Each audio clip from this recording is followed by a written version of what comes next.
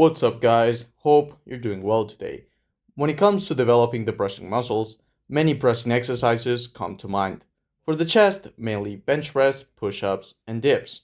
For the shoulders, we opt for overhead pressing, handstand push ups, and dips.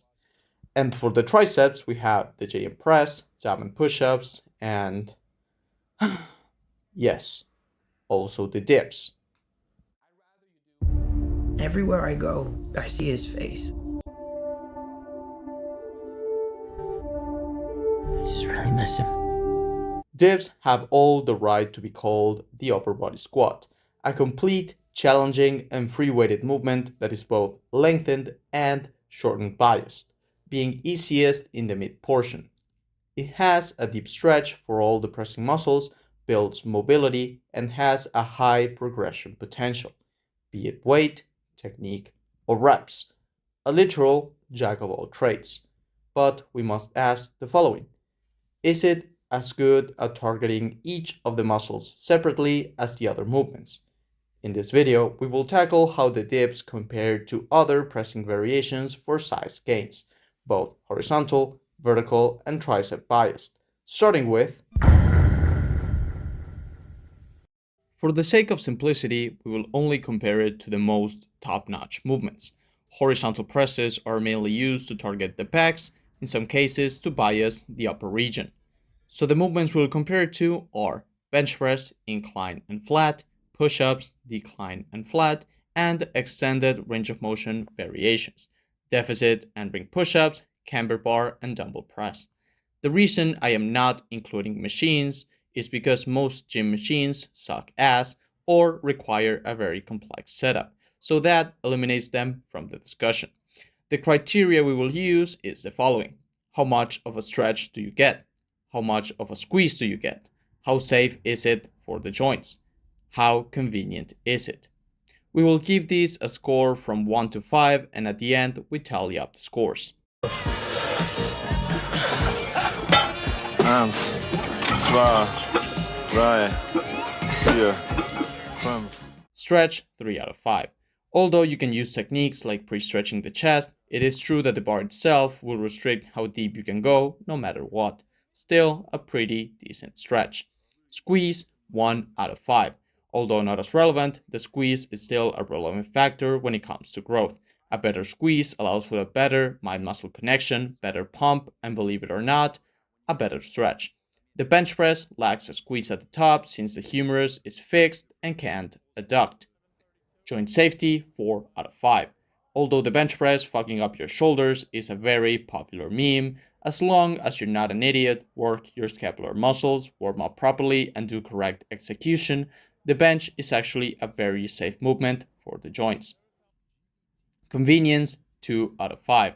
Although it doesn't require that much or very costly equipment, it is true that you're not going to be able to do the bench press anywhere you go.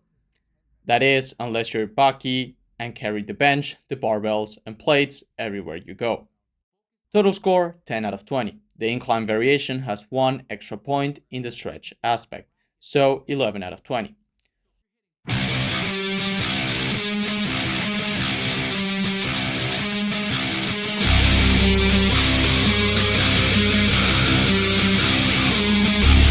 Stretch 2 out of 5. This time is not only a barbell, but the floor itself that prevents you from going lower. Squeeze 2 out of 5 for the same reasons as the bench. Joint safety 5 out of 5. This movement will not only not hurt your shoulders, but in fact will help you bulletproof them and work as rehab and prehab. Same goes with the pec and elbow tendons. Convenience 5 out of 5. Can be done literally anywhere, be it at home, the gym, or grandma's funeral. Total score 14 out of 20. The decline variation is 15 out of 20.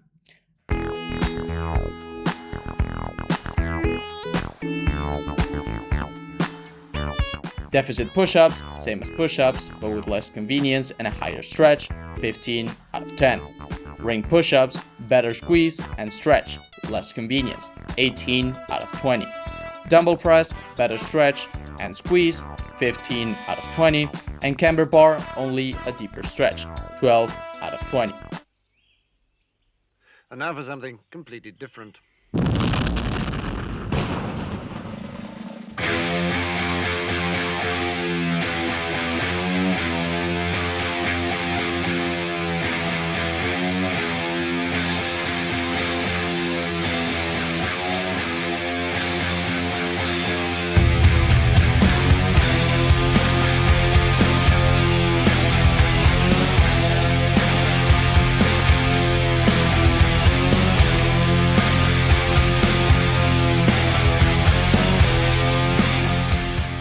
Stretch 5 out of 5. This movement offers the best stretch out of the ones present. After doing a set of full range of motion dips, you will feel the sense of weakness and fatigue in your chest that you won't get from any other pressing movement. Squeeze 3 out of 5. Contrary to the push-ups or bench, because of the torso angle and the resistance curve at the top, that last bit where you lock out and let your scapula depress allows for a similar squeeze to a low cable flies, although more limited. Joint safety 4 out of 5. Dips have the infamy of being a very taxing movement on the sternum and on the shoulders. It is true that a minority of lifters, especially those in the ages of 13 to 22 when you're still developing, will suffer from sternum pain. But in the bigger picture, dips are totally safe and will in fact improve mobility. The way to properly approach dips is to build the tissue capacity by first slowing the eccentric down, pausing at the bottom, and also chasing a rep PR of 30 plus reps with that technique before adding any kind of weight. This will bulletproof your shoulders and rib cage while also growing muscle. Convenience 4 out of 5. Although they are not like push-ups, you can still do them in all gyms and most parks. Hell, you can even do them with 2 chairs at home, so you can always find ways of doing dips. Total score 16 out of 20. As you can see, we can conclude that based on this criteria, dips are a solid movement to have as your main press. It is up there with the best movements on the list, mainly dumbbell pressing and deficit push-ups, so dips are S tier for the chest. The criteria for this one is simpler. How much does it stretch the delts? How much does it target the side delts? How convenient is it? Does it work stabilize your muscles in the scapula? The movements you're going to tackle are overhead press, seated dumbbell overhead press, AD press, and deficit handstand push-up against the wall.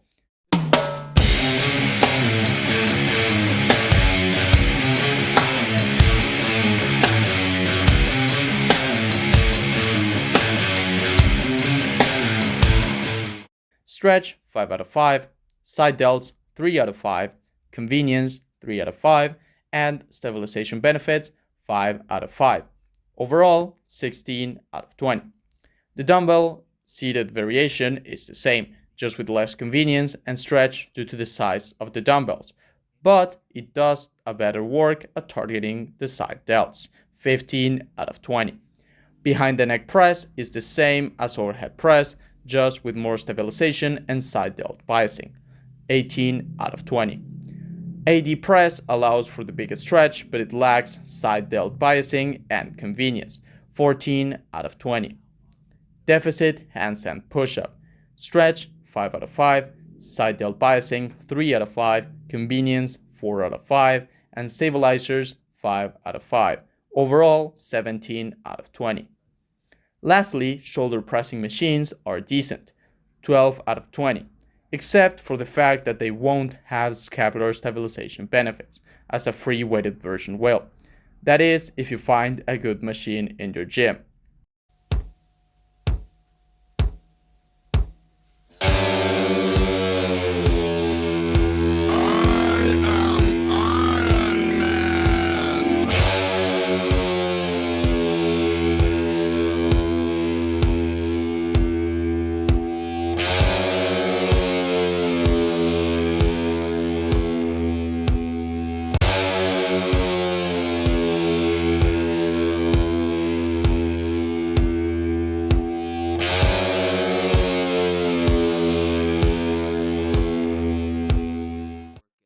Stretch 5 out of 5.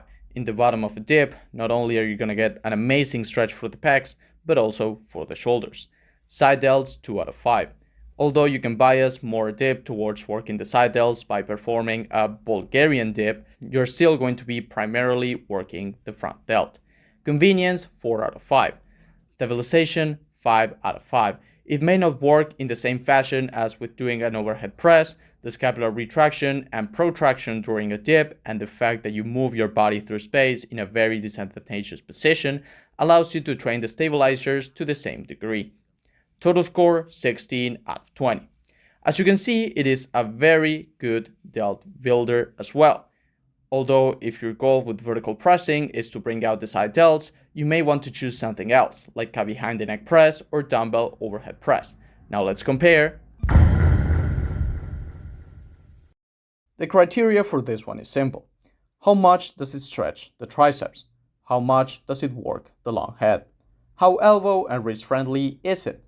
How much of a squeeze does it have? And we are going to compare diamond push-ups, close grip bench, and JM press.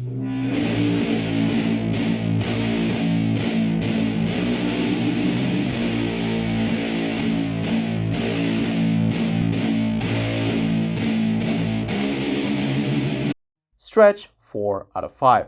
The diamonds offer a big arm bend that allows you to stretch your triceps in a similar fashion to a V-bar pushdown. Long head, 2 out of 5. Because of its similarities to V-bar pushdowns, the long head doesn't get very involved, neither in the stretch or contracted position. Joint safety, 4 out of 5. Also movement if you have tendonitis on your elbows. It can be cumbersome on the wrist though, but you can remedy this by slightly wetting up the grip.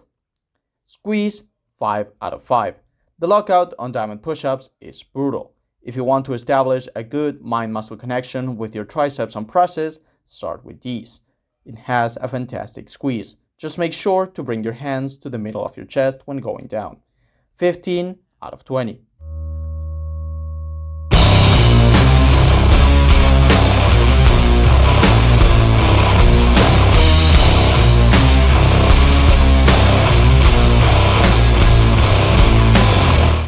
Stretch, 5 out of 5. Of course, this one's going to have a massive stretch. It is literally a skull crusher when you go down. Long head, 2 out of 5. The same reason as with diamonds. Joint safety, 3 out of 5. Depends on the implement you use to perform it. An SSB or Smith machine will result in a very joint-friendly movement. But if you do it free-weighted on a straight bar, it is probably going to be more problematic on your elbows and or wrists. Squeeze, 4 out of 5. Although you get a pretty good lockout, the best part of the concentric is not at the peak, but at the middle part. That's when you're grinding the movement the most. 14 out of 20.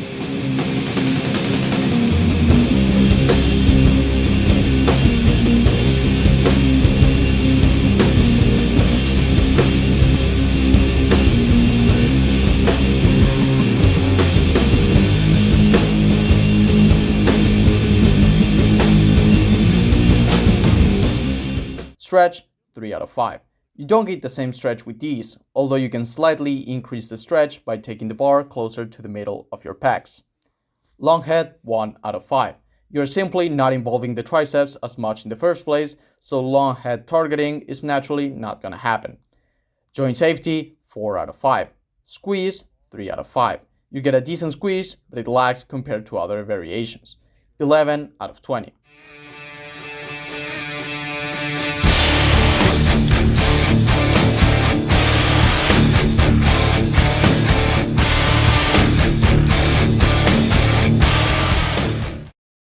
Stretch, 4 out of 5. Similar to doing upright squats for a bigger stretch on the quads, the triceps will work in a similar fashion.